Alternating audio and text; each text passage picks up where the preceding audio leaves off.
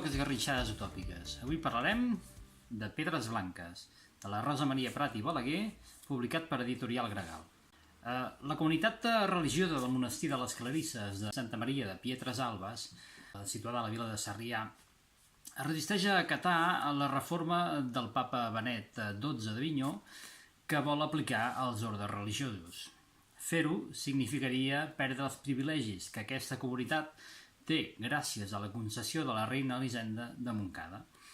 Perdre l'autogestió del patrimoni i la llibertat d'entrar i sortir del cenobi seria un daltabaix en la vida de les religioses. I és per això que l'abadessa, Sobirana Uset, defensarà aquesta autonomia malgrat les més que possibles conseqüències que això li pugui reportar.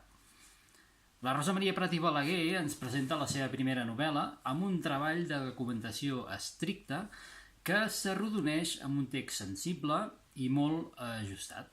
No només ens parla dels fets històrics, sinó que entra en els personatges amb un gran domini de la tècnica. Ens fa reviure les pors, les angoixes, els capteniments i les il·lusions de les monges que conviuen en el cenobi.